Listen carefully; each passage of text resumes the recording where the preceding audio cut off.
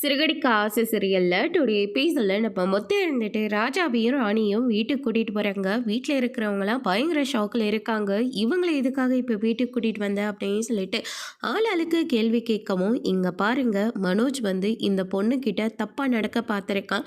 அது ஊரே வேடிக்கை பார்த்து இவனை அட்டி வெளுத்து வாங்கியிருக்காங்க.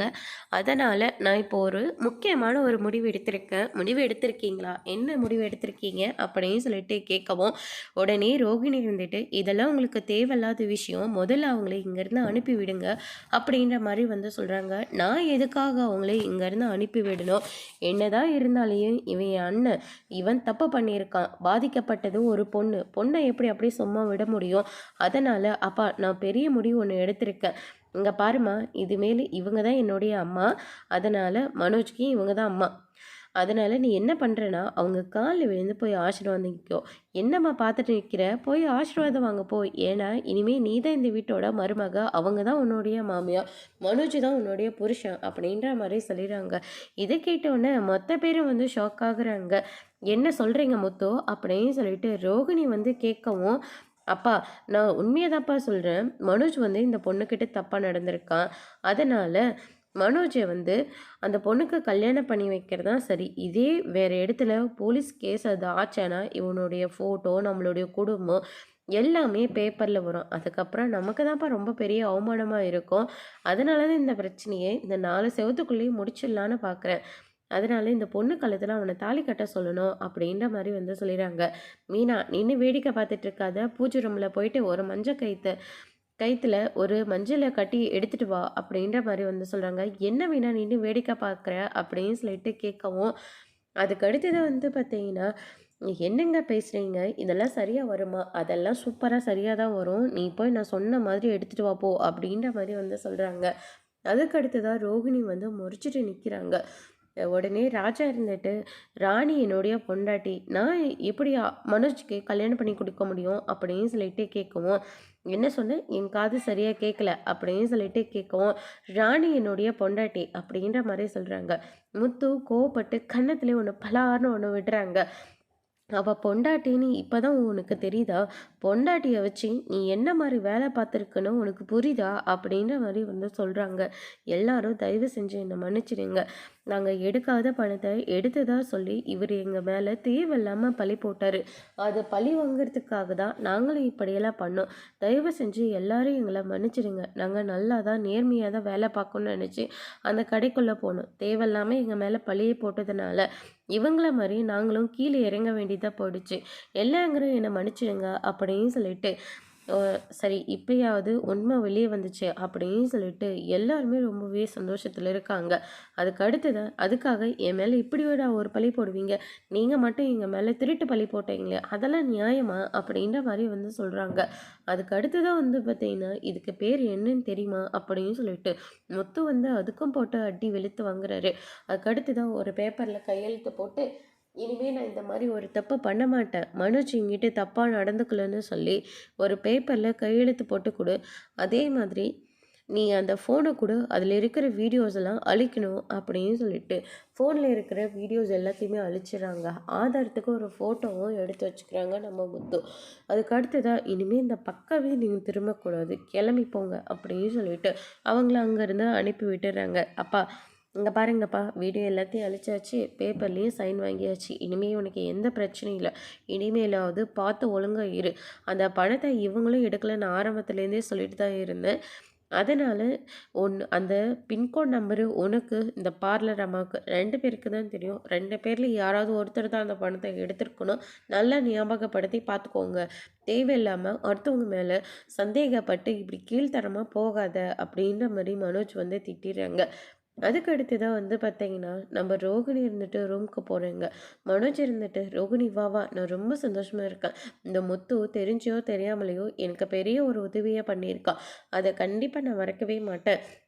இதை நம்ம செலிப்ரேட் பண்ணியே ஆகணும். நம்ம வெளியில் போய் சாப்பிட்லாம் அப்படின்ற மாதிரி வந்து சொல்லிடுறாங்க. வெளியில் போய் சாப்பிட்லாமா? அதெல்லாம் ஒன்றும் தேவையில்ல, நம்ம இங்கே சாப்பிட்டுக்கலாம் அப்படின்ற மாதிரி சொல்கிறாங்க. ஆமாம்மா, காசு மிச்சம் ஆகலை அப்படின்னு சொல்லிட்டு அதுக்கும் ஒரு பதிலாக ரெடியாக வச்சிட்ருக்காரு நம்ம மனோஜ். அதுக்கு அடுத்ததாக எனக்கும் ஒரு விஷயம் புரியவே இல்லை. "ஓ அந்த பணத்த நீ தான் எடுத்தியா?" அப்படின்னு சொல்லிட்டு நம்ம மனோஜ் இருந்துட்டு ரோகிணி கிட்ட கேட்கவும், ரோகிணி இத கேட்டோனே பயங்கரமா ஷாக் ஆகுறாங்க. ஒரு வேளை மனோஜ்க்கு உண்மை கண்டுபிடிச்சுருவானோ அப்படின்னு சொல்லிட்டு. அதுக்கு அடுத்ததா, "நான் எதுக்காக எடுக்க போறேன்? அப்படியே எடுத்திருந்தாலும் நான் உங்ககிட்ட சொல்ல தானே போறேன். எதுக்காக திருடு போச்சு நானும் உங்க கூட சேர்ந்து இந்த வேலையெல்லாம் பார்த்துட்ருக்கணும்." அப்படின்ற மாரி சொல்றாங்க.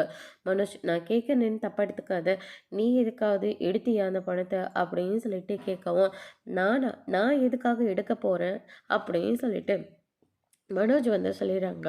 அதுக்கு அடுத்ததா, "ரோகிணி நீயாவது மறந்திருப்பியான்னு பாரு." "இல்ல, இல்ல. நீ எப்படி மறக்குவ? உனக்கு தானே மெமரி பவர் அதிகமாச்சு." அப்படின்ற மாரி மனோஜ் வந்து சொல்லிடுறாரு. இதுலேருந்து நம்ம எப்படியாவது தப்பிக்கணும் அப்படின்னு சொல்லிட்டு ரோகிணி ஒரு பெருசா ஒரு பிளானப் வந்து போடுறாங்க. அதுக்கு அடுத்ததா இந்த பக்கம் மீனாவும் முத்துவும் செம்ம கோவத்துல இருக்காங்க. "ஏங்க, ரோகிணி பண்ணதுல கொஞ்சம் கூட எனக்கு விருப்பமே இல்லைங்க. மனோஜ் வந்து உங்க அண்ணன் வந்து எப்பவுமே நீங்க நல்லது பண்ணாலையும் கெட்டது தான் சொல்லுவாரு. ஆனா இந்த விஷயத்துல எவ்வளோ பெரிய ஹெல்ப் பண்ணியிருக்கீங்க. ஒரு தேங்க்ஸாவது உங்களுக்கு சொன்னாங்களாங்க? அவரும் சொல்லல. ஏன் ரோகிணி கூட ஒரு தேங்க்ஸ் கூட சொல்லவே இல்லையாங்க?" அப்படின்ற மாரி வந்து சொல்லிடுறாங்க. அவங்க தேங்க்ஸா பார்த்ததெல்லாம் நான் எதுவுமே பண்ணல மீனா. என் மனசுக்கு சரின்னு பட்டத தான் நான் செஞ்சிட்ருக்கேன். இருந்தாலையும் பாருங்க எவ்வளோ பெரிய உதவி செஞ்சிருக்கீங்க. கொஞ்சம் கூட நன்றி வேண்டாம் அப்படின்ற மாரி வந்து சொல்லிடுறாங்க. அவங்க நன்றி எதிர்பார்த்தலாம் நான் எதுவும் பண்ணல மீனா. விடு அப்படின்ற மாரி சொல்லிடுறாங்க.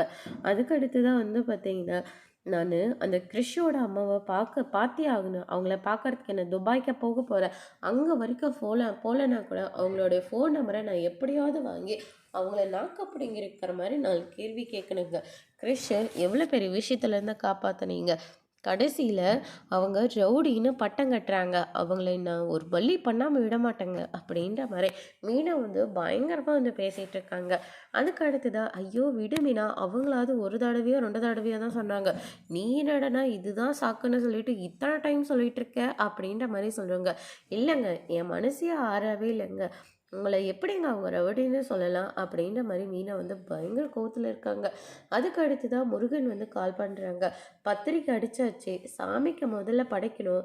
முதல் பத்திரிக்கையே உங்களுக்கு தான். நீங்க நேரா சிஸ்டர கூட்டிட்டு கோயிலுக்கு வந்துருங்க." அப்படின்ற மாரி வந்து சொல்லிடுறாங்க. "கண்டிப்பா வந்துர்றோம்." அப்படின்னு சொல்லிட்டு மீனா கிட்ட கோயிலுக்கு போலாம் ரெடி ஆகு. முருகன் வந்து பத்திரிக்கைய கோயில்ல படைக்க போறானாம். முதல் பத்திரிக்கையே நமக்கு தான் குடுக்க போறானாம் அப்படின்ற மாரி வந்து சொல்லிடுறாங்க. "சரிங்க, நான் ரெடி ஆயிட்டு வந்துடுறேன்." அப்படின்னு சொல்லிட்டு ரெடி ஆயிட்டு கிளம்புறாங்க. அதுக்கு அடுத்து தான் இந்த பக்கம் வித்யாவும் முருகனும் கோயிலுக்கு வந்துடுறாங்க. "அத்தை வரலையா?" அப்படின்னு சொல்லிட்டு கேட்கவும், "உங்க அம்மா வந்தாங்க, வரலையான்னு உங்களுக்கு தான் தெரியும். என்ன கேட்டா எனக்கு எப்படி தெரியும்?" அப்படின்னு சொல்லிட்டு கேட்குறாங்க. "ஐயோ! அத்தைன்னு சொன்னது எங்க அம்மாவ உன்கிட்ட சொல்லல. உங்க அம்மா வரலையான்னு தான் நான் கேட்டேன். அவங்க இன்னும் 2 நாள் கழிச்சு வரதா சொல்லியிருக்காங்க." அப்படின்ற மாரி வித்யா வந்து சொல்லிடுறாங்க. "ஓ! அப்படியா? சரி வாங்க போலாம். மீனா முத்து வந்துட்டாங்களா? வந்துட்டுருக்கிறதா சொன்னாங்க. நம்ம அதுக்குள்ள போய் பூஜைய பண்ணி முடிச்சிடலாமா போலாம்." அப்படின்னு சொல்லிட்டு உள்ள போறாங்க. அதுக்கு அடுத்ததா பத்திரிக்கை அர்ச்சனை பண்ணணும் அப்படின்ற மாரி வந்து சொல்லிடுறாங்க. அதுக்கு அடுத்ததா மீனாவும் முத்துவும் கோயிலுக்கு வர்றாங்க. பூஜையெல்லாம் பயங்கரமா முடிஞ்சிருது. அதுக்கு அடுத்ததா, "அண்ணன் யார் யாருக்கு பத்திரிக்கை குடுக்கணும்னு சொல்லி கொஞ்சம் லிஸ்ட் எடுக்கணும்னு." அப்படின்ற மாரி வந்து சொல்லிடுறாங்க. அதுக்கு அடுத்ததா லிஸ்ட் எடுக்க போறாங்க.